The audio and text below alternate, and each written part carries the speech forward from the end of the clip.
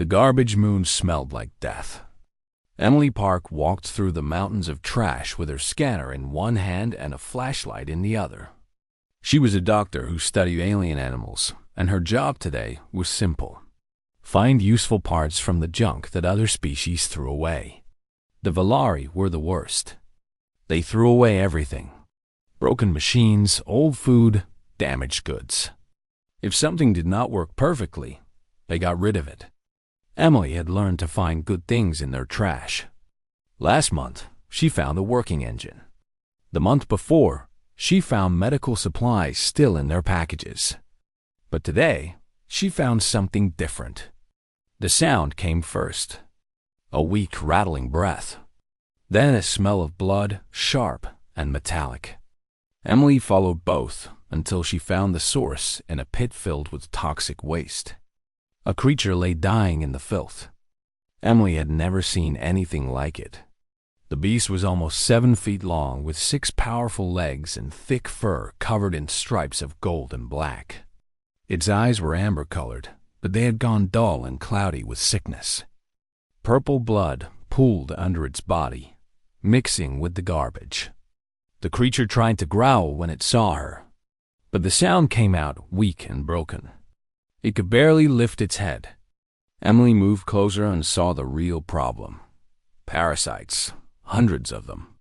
They moved under the creature's skin like worms made of glass. They burrowed through its flesh and left trails of infection behind them. Some had already started to crystallize, forming hard lumps along the creature's spine. She recognized them from her studies. Bone thread parasites, one of the deadliest infections in the galaxy. The Valari Medical Council had declared them untreatable 600 years ago. Once they entered a host, death was certain. Painful and slow, but certain. A datapad lay in the garbage next to the creature. Emily picked it up and read the message on the screen. The words were cold and simple: contaminated. Disposal recommended. Do not touch. The Valari had thrown this creature away like broken furniture. They had left it here to die alone in the trash because treating it would cost more than buying a new one. Emily felt anger burn in her chest. She had seen the Valari do cruel things before. She had watched them make decisions based only on money and efficiency. But this was different. This creature was alive.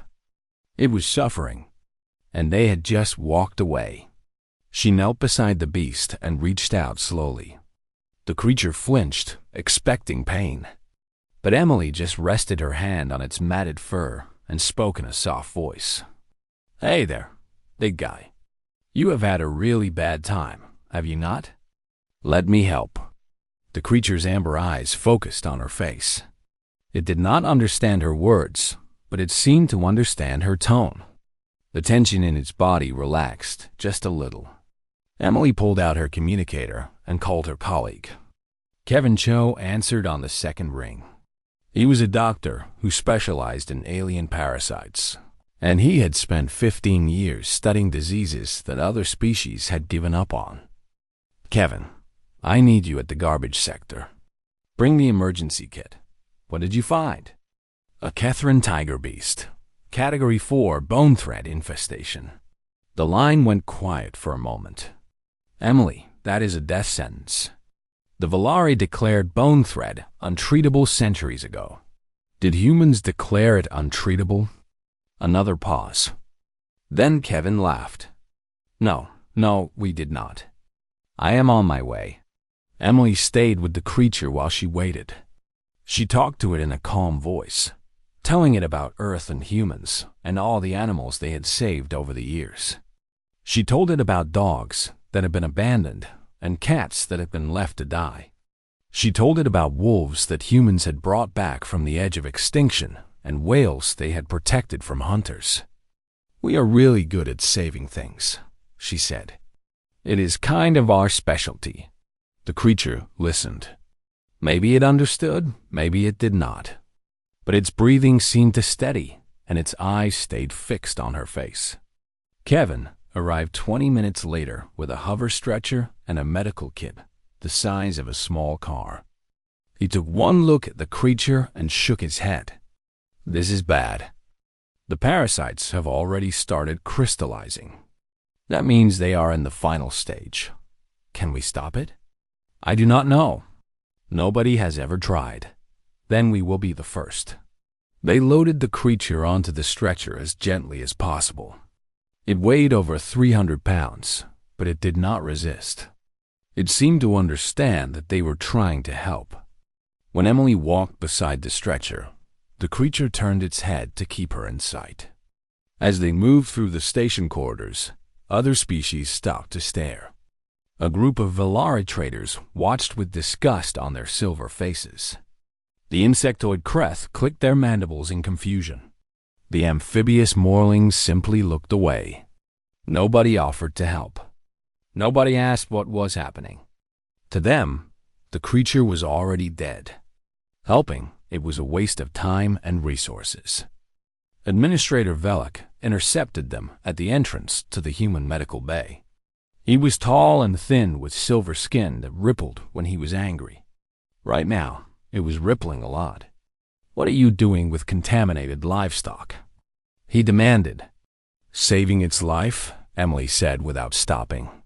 That is impossible. The parasites will kill it within days. Maybe. Maybe not. You are wasting resources. When that thing dies, you will have exposed your entire crew to the infection. Emily finally stopped and looked at Velik. Her eyes were hard. Your species left this creature to die in a garbage pit. You decided its life was not worth saving because the treatment cost too much. That is your way. It is not ours. She pushed past him and entered the medical bay. Kevin followed with the stretcher. Velik stood in the corridor, his silver skin dark with rage. Inside, the human medical team was already preparing. Grace Kim, the microbiologist, had cleared a space in the cargo hold. Lisa Wang, the psychologist, was setting up monitoring equipment. Michael Santos and Hannah Lee were sterilizing surgical tools. They all knew the odds were bad. They all knew this might fail. But they were human, and humans did not leave creatures to die alone in the dark. Emily looked at the Kethran tiger beast on the stretcher. Its amber eyes were fading, but they still watched her face. We are going to save you, she said. I promise. The creature let out a soft sound.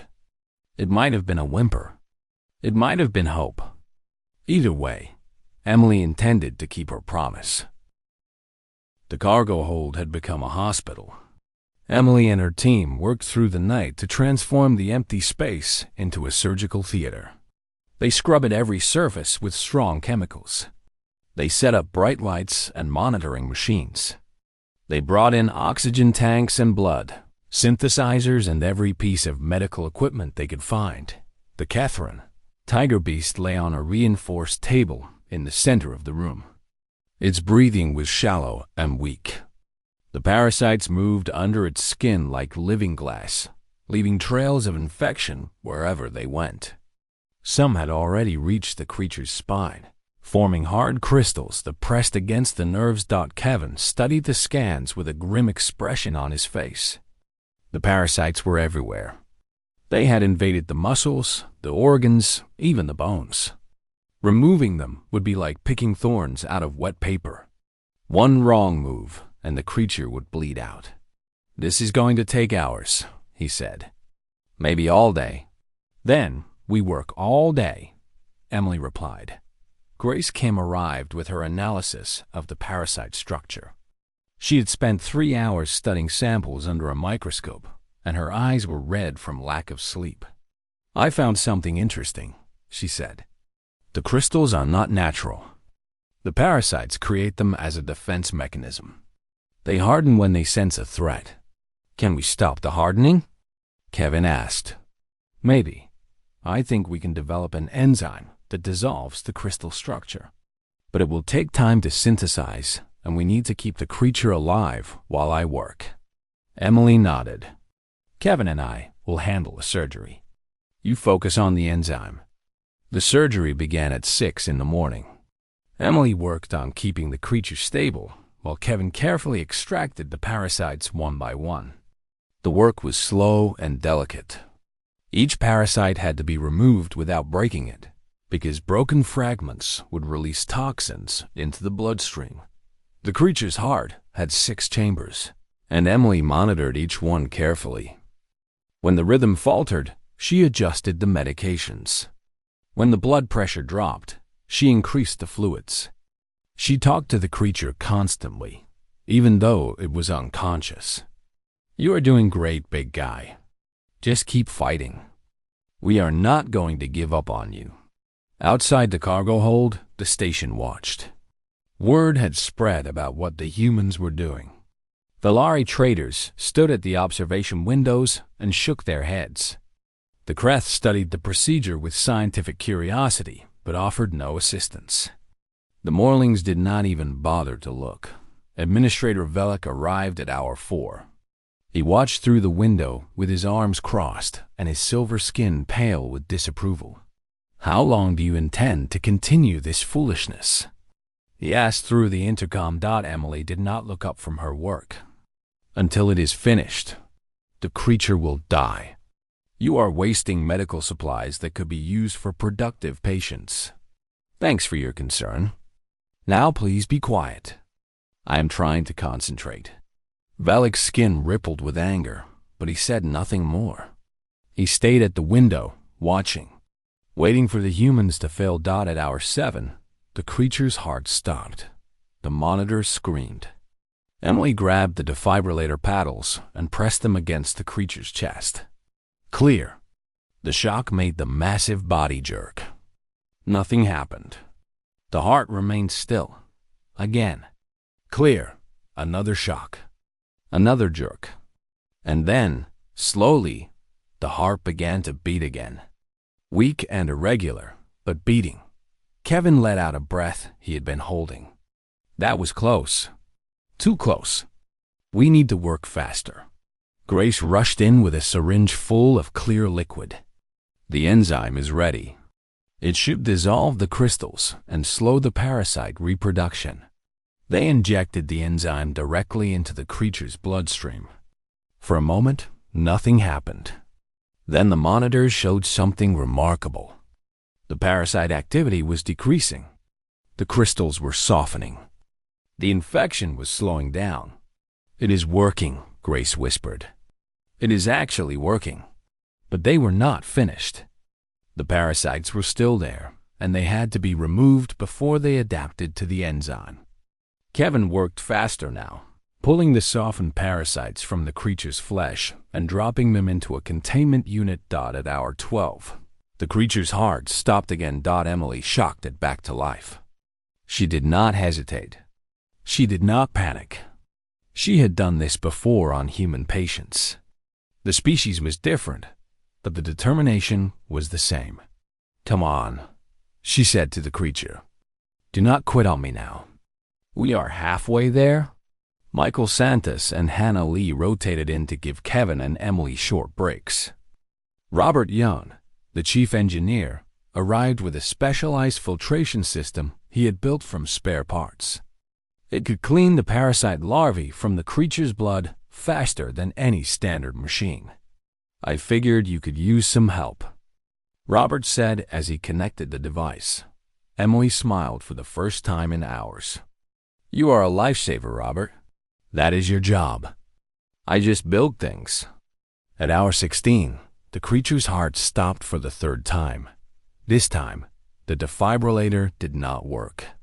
Emily tried once, twice, 3 times. Nothing. The heart remained still. The monitors showed a flat line. Everyone in the room went quiet. Kevin lowered his surgical tools. Grace covered her face with her hands. They had fought so hard, and they had failed, but Emily refused to accept it. She climbed onto the table and began pressing on the creature's chest with both hands. Chest compressions, the most basic form of revival. She pumped again and again, forcing blood through the creature's body by sheer physical effort. "Come on," she gasped. "Come on, come on, come on." 1 minute passed. 2 minutes. 3 minutes, and then, like a miracle, the heart started again. The beat was steady this time. Strong. The creature took a deep breath, and its amber eyes fluttered open for just a moment. It looked at Emily, standing over it with sweat running down her face and exhaustion in her eyes. Then it closed its eyes again and slept. Kevin stared at her with amazement. "How did you know that would work?" "I did not," Emily admitted. "But I was not ready to give up." The surgery continued for 3 more hours. When it was finally over, Kevin pulled a crystallized parasite mass the size of a grapefruit from the creature's spine. It was the last one. The biggest one. The one that would have killed it within hours. He dropped it into the containment unit and stepped back from the table. His hands were shaking. His scrubs were soaked with purple blood. But he was smiling. "It is done," he said. "The parasites are gone." Emily looked at the creature on the table.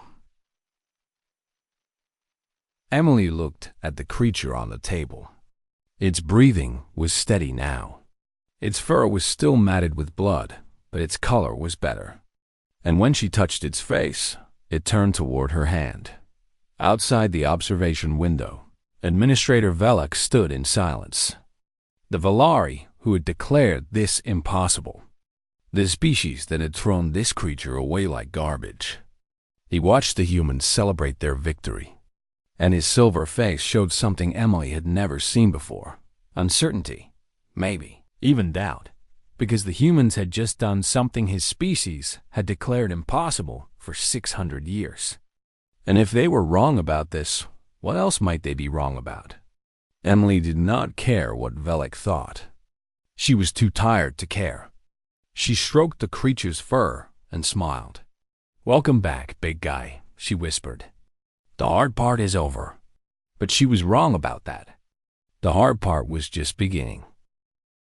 Emily had expected this. The creature had been through trauma that would break most animals. It had been stolen from its home world, sold to exotic pet traders, infected with deadly parasites, and thrown away to die in a garbage pit. Trust would not come easily. For the first week, the beast refused to let anyone near it.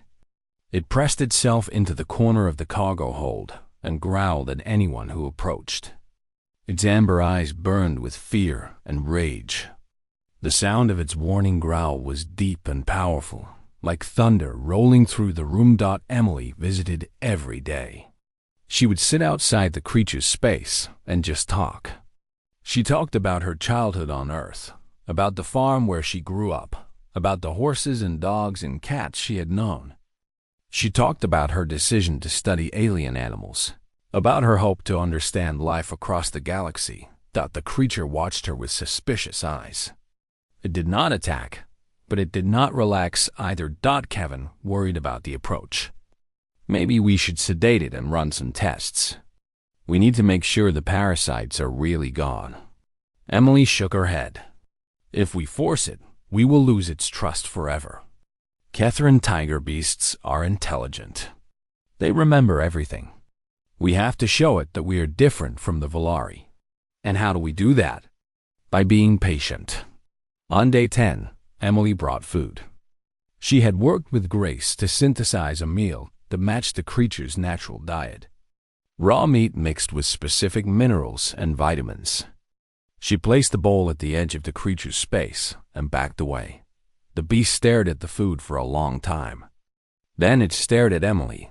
Then it stared at the food again. Slowly, carefully, it crept forward on its 6 legs. It sniffed the bowl. It looked at Emily one more time, checking for any sign of threat. Then it began to eat. Emily felt tears in her eyes. Such a small thing. Such a huge victory. "Good boy," she whispered. "That is right. Nobody is going to hurt you here." From that day, progress came slowly but steadily. The creature allowed Emily to sit closer. It stopped growling when she entered the room. It began to watch for her arrival, its ears perking up at the sound of her footsteps. Lisa Wang, The psychologist observed the bonding process with professional interest. She specialized in trauma recovery, though usually for humans. The principles, she found, were surprisingly similar. "The creature is learning to associate you with safety," Lisa told Emily one evening. "Every positive interaction builds that association stronger. But you need to be careful. One negative experience could undo weeks of progress." Emily nodded. "I understand. I will not rush it." She named the creature Tiger. Kevin complained that it was too simple, too human. But Emily liked it. Tiger was strong and proud and fierce. The name fit. On day 20, Tiger let Emily touch him. She had been sitting beside him, talking about nothing important, when he suddenly lowered his massive head and pressed it against her arm. Emily froze, afraid to move. Then, very slowly, she raised her hand and stroked the fur behind his ear. Tiger closed his eyes and made a sound she had never heard before. It was deep and rumbling, vibrating through his whole body. It took her a moment to realize what it was. He was purring. The sound was not like a house cat. It was more like a small engine, powerful and constant. It shook the floor and rattled the equipment. But it was unmistakably a sound of contentment. Emily laughed and cried at the same time. "There you go, big guy. That was not so hard, was it?" Tiger opened one amber eye and looked at her. If a Catherine tiger beast could smile, Emily thought he might be smiling. Word spread through the human community on the station. Other crew members started visiting Tiger during their off hours. David Park, a young specialist who worked in engineering, began spending his lunch breaks in the cargo hold. He brought toys he had made from spare parts. Balls that lit up. Ropes that squeaked. Simple things, but Tiger loved them. "Watch this," David said one day, holding up a rubber ball. He threw it across the room. Tiger's ears perked up. His amber eyes tracked the ball's movement. Then, with a speed that made everyone gasp, he launched himself across the room and caught it in midair. He landed perfectly on all 6 legs and turned to look at the humans with the ball in his mouth. His tail was wagging like a dog. David laughed so hard he had to sit down. He plays fetch. The deadliest predator in 3-star systems plays fetch. Soon, visiting Tiger became a popular activity among the human crew. Hannah Lee brought him blankets that she had heated in the dryer because she read that Catherine tiger beasts came from a warm planet. Michael Santos sang to him old songs from Earth, and Tiger would tilt his head and listen carefully to every note. Robert Young built him a climbing structure from metal pipes, and Tiger spent hours exploring every level of it. The other species on the station noticed the change. They watched the humans interact with the creature they had declared worthless, and they did not understand. A Kreth scientist approached Emily one day with questions. "Why do you spend so much time with this animal?" The insectoid asked. "It serves no function. It cannot work. It cannot reproduce. What is the purpose?" Emily thought about the question for a moment. Then she smiled. "The purpose is that he deserves to be happy. He was hurt and scared and alone, and now he is not. That is the purpose." The Kreth clicked its mandibles in confusion. "That is not logical." "Maybe not, but it is human." Tiger continued to heal. The physical wounds closed. The scars faded. His fur grew back thick and glossy. He gained weight and muscle, and soon he looked like the magnificent creature he was meant to be. But the emotional healing took longer. Sometimes late at night, Emily would find him whimpering in his sleep. Bad dreams. Memories of pain and abandonment. She would sit beside him and stroke his fur until he calmed down. "You are safe now," she would whisper. "I am here. I am not going anywhere." And Tiger would press his massive body against her side and sleep peacefully until morning. 1 month after the surgery, Emily received news from Administrator Velek.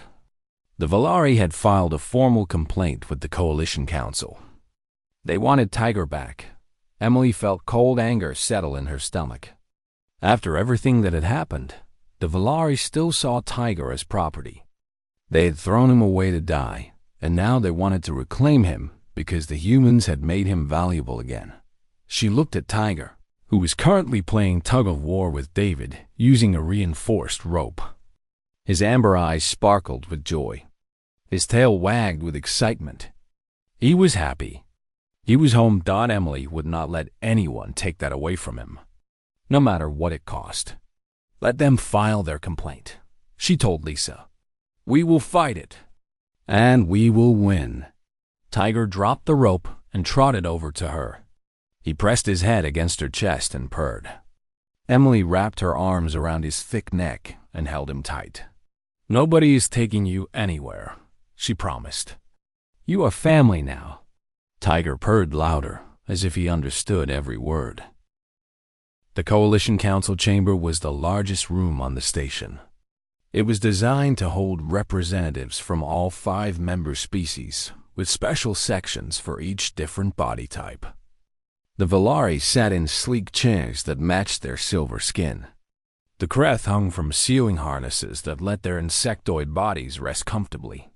The Morlings floated in tanks of warm water. The Sindari drifted in their ethereal forms, barely visible except as shimmers in the air, and the humans sat in simple chairs at a simple table, looking small and insignificant compared to the ancient civilizations around them. Emily stood at the center of the chamber with Tiger beside her. The Kethrin tiger beast had been groomed until his golden and black fur shone. He stood tall and proud on his 6 legs, his amber eyes scanning the crowd with alert intelligence. When nervous whispers spread through the chamber, Tiger's ears flicked toward the sound. Administrator Velik rose from his seat. His silver skin was smooth and controlled, but Emily could see the anger underneath. We are here today to address a theft, Velik began. 2 months ago, human personnel illegally salvaged Valari property from a designated disposal area. That property is the Kethrin tiger beast standing before you. Emily felt Tiger tense beside her. She placed her hand on his shoulder, and he relaxed slightly. Velik continued. The creature was marked for disposal due to contamination by bone thread parasites. The humans ignored our warnings and took it anyway. They have now nursed it back to health, which makes it valuable once again. We demand its return. The Kreth representative clicked its mandibles. The humans cured the bone thread infestation? That is supposed to be impossible. Apparently, the humans did not know it was impossible, Velik said with bitter sarcasm. They tried anyway, and through luck or stubbornness, they succeeded. It was not luck, Emily said, stepping forward. It was medicine, science, and a lot of hard work by my team. Velik turned to face her. That does not change the facts. The creature belongs to the Valari. We purchased it legally from a licensed trader. It is our property that you threw away, disposed of. There's a difference. Emily shook her head. Is there? You did not file disposal paperwork. You did not request incineration services. You did not even mark the creature with a disposal tag. You just left it in a garbage pit to die alone and scared. That is not disposal. That is abandonment. The chamber buzzed with whispered conversations. The Sindari representative, a shimmering figure that seemed made of light, spoke in a voice like wind chimes. The human raises an interesting point. Under Coalition salvage law, abandoned property on neutral territory may be claimed by whoever recovers it. Was the disposal area considered neutral territory? The garbage moon is a neutral zone, Emily confirmed. Any species can salvage there. I have the records of my team's salvage permits. Everything we did was legal. Velik's silver skin darkened with frustration. The creature was not abandoned. It was placed there temporarily while we arranged for proper incineration. For 3 days? Emily pulled out her datapad and displayed the timestamps. Your traders dumped Tiger on the garbage moon 72 hours before I found him. That is 3 days of a living creature suffering in toxic waste, surrounded by filth, slowly dying from an infection you decided was too expensive to treat. She looked around the chamber at the representatives of 5 different species. Some looked uncomfortable. Others looked curious. The Kreth were taking notes. In those 3 days, hundreds of beings walked past him. Valara traders, Kreth scientists, morling workers. Every single one of them saw a dying creature and did nothing. Because to you, he was just property. Just a number on a balance sheet. Not worth the cost of saving. Emily turned back to Valek. Her voice was steady, but there was steel underneath. Humans see things differently. We do not calculate the value of a life based on what it can do for us. We believe that every life has worth simply because it exists. That suffering matters. That compassion is not weakness, but strength. Tiger moved closer to Emily's side. He could sense the tension in the room, and his protective instincts were rising. When Velek took a step toward them, Tiger rose to his full height and released a subsonic growl that made the observation. Windows vibrate. The Valari administrator stopped immediately. His silver skin went pale. Control that beast, he demanded. Emily smiled. He is controlled. He is also protective of his family. I would not recommend threatening us. The morling representative surfaced in its tank and spoke through a translator device. This debate seems to center on a philosophical difference rather than a legal one. The Valari view the creature as property. The humans view it as a being with rights. Which interpretation does coalition law support? The Sindari representative considered this question. Coalition law is unclear on the status of non-sentient beings. Different member species have different standards. The Valari classify Catherine tiger beasts as livestock. The humans apparently classify them as companions. Then perhaps the law should be clarified, Emily said. But that is a discussion for another day. Today, we are talking about this specific creature. And the facts are clear. The Valari abandoned him. I found him. I saved him. Under salvage law, he belongs to me. Valek's composure finally cracked. This is absurd.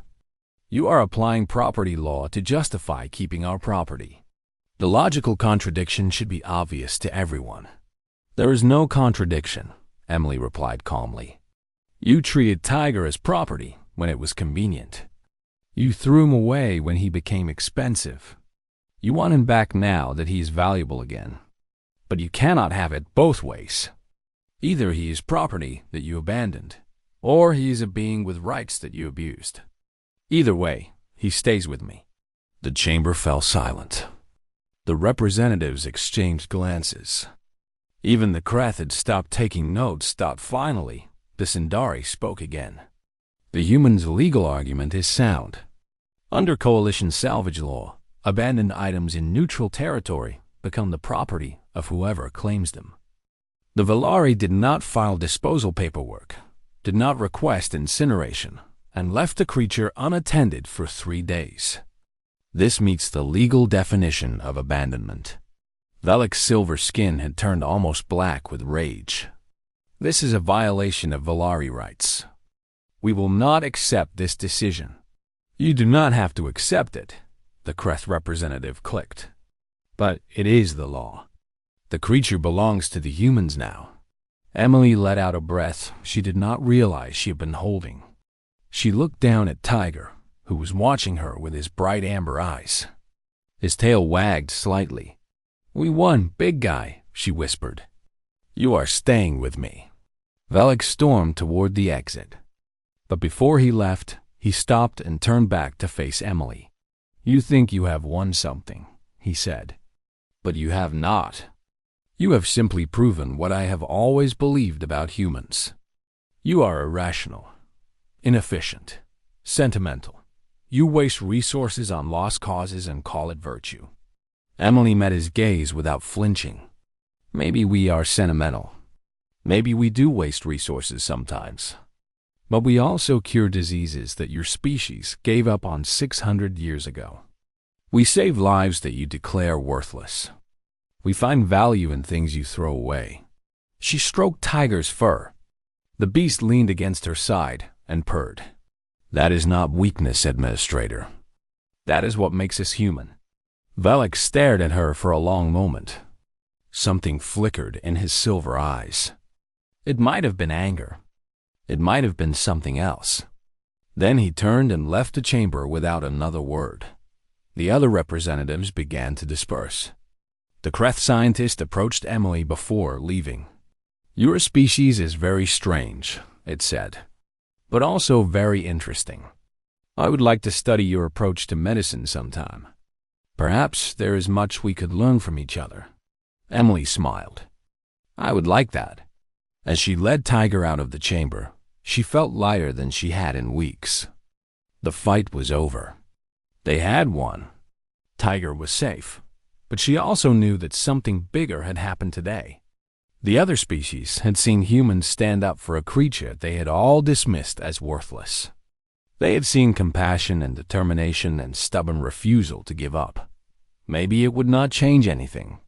Maybe the galaxy would keep running on logic and efficiency and cold calculations. Or maybe, just maybe, a few minds have been opened today. A few hearts had been touched. Tiger pressed his head against Emily's hip and purred. She scratched behind his ear and smiled. Come on, buddy. Let us go home. 6 months had passed since Emily found Tiger dying in the garbage pit. The Kethrin tiger beast was now completely healthy, his golden and black fur thick and glossy, his amber eyes bright with intelligence and joy. He followed Emily everywhere on the station, padding along on his 6 legs like an enormous, loyal dog. The human crew had adopted him as their unofficial mascot. Children of the crew members would ride on his back while he walked slowly and carefully, making sure they did not fall. Off-duty workers would play fetch with him in the cargo bays. Even the most serious scientists could not help but smile when Tiger bounded over to greet them. With his tail wagging, Emily had never been happier. Her research was going well, her team was thriving, and she had found an unexpected companion in the creature she had saved. Every night, Tiger would curl up beside her bed, his massive body taking up most of the floor, his rumbling purr helping her fall asleep. Then the message arrived. It was from Earth Command. A new research station was being built in the Andromeda sector, far beyond any space humans had explored before. They needed experienced xenobiologists to lead the mission. They wanted Emily. She read the offer 3 times to make sure she understood. Better funding, better equipment, access to alien species that no human had ever studied. It was everything she had worked toward her entire career, but it meant leaving Kepler Station, leaving her team, leaving Tiger. She could not sleep that night. Tiger seemed to sense her distress. He rested his massive head on the edge of her bed and made soft whining sounds until she reached out to stroke his fur. What am I going to do, buddy? She whispered. I cannot take you with me. The transport ships are not designed for someone your size. And the new station is not set up for companion animals. Tiger whined again and pressed closer to her. The next morning, Emily told Kevin about the offer. He listened quietly, then nodded. You should take it, he said. This is the opportunity of a lifetime. I know. But Tiger will be fine. We will take care of him. The whole crew loves him. Emily shook her head. He's not just a pet, Kevin. He trusts me. I promised him he would never be abandoned again. If I leave, I am breaking that promise. Kevin was quiet for a moment. Then he smiled. Let me make some calls. Emily did not understand what he meant. But over the next few days, strange things started happening. Grace Kim spent hours reviewing coalition regulations. Lisa Wang filled out stacks of paperwork. Robert Yoon started designing modifications for transport ship cabins. David Park measured Tiger from nose to tail and calculated his weight down to the last ounce. Finally, 1 week before Emily's deadline to accept the offer, Kevin called a meeting in the cargo hold. The entire human crew was there, along with Tiger, who sat beside Emily with his ears perked up curiously. "We have been working on something," Kevin announced. "Grace, you want to explain?" Grace stepped forward with a datapad. Coalition law allows station personnel to bring certified companion animals on transfers to new postings. The rules are strict, but they do exist. Primarily, the animal must be registered as a therapeutic support animal, certified by a medical professional, and approved for interstellar transport. Emily's heart started beating faster. Tiger is too big for standard transport. "That is where I come in," Robert said. "I designed modifications for the transport ship that will give Tiger his own secure space. It is not fancy, but it is safe and comfortable. The engineering team approved it yesterday, and I completed the therapeutic certification paperwork," Lisa added. "Tiger is now officially registered as your emotional support animal. All the signatures are verified." Emily stared at her friends with tears forming in her eyes. "You did all this for me?" "For you and for Tiger," Kevin said.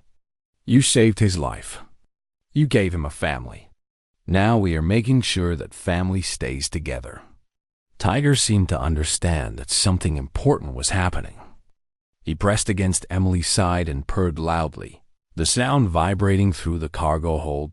Emily knelt down and wrapped her arms around Tiger's thick neck. The tears spilled down her cheeks, and she did not try to stop them. "Thank you," she whispered. "All of you. Thank you." The day of departure arrived faster than Emily expected. She packed her belongings, said goodbye to her quarters, and made sure Tiger's travel space was ready. The transport ship was waiting at the docking bay, its engines humming with anticipation. Half the station came to see her off. Human crew members lined the corridors, waving and calling out good wishes. Even some Kreth and Morlings had come to watch. Curious about the human custom of farewell gatherings. At the airlock, Emily stopped. Someone was waiting for her. Administrator Velek. The Velari stood alone, his silver skin smooth and unreadable. Emily tensed, and Tiger moved in front of her protectively, a low growl building in his throat. But Velek raised his hands in a gesture of peace. "I did not come to fight," he said quietly. "I came to understand." Emily relaxed slightly but did not let down her guard. "Understand what?" Velek looked at Tiger for a long moment. The beast stared back with amber eyes that showed no fear, only wary intelligence. "6 months ago, I called this creature worthless," Velek said. "I declared its treatment impossible. I threw it away because the cost of saving it exceeded its market value." He paused. "I was wrong." Emily blinked. She had not expected that.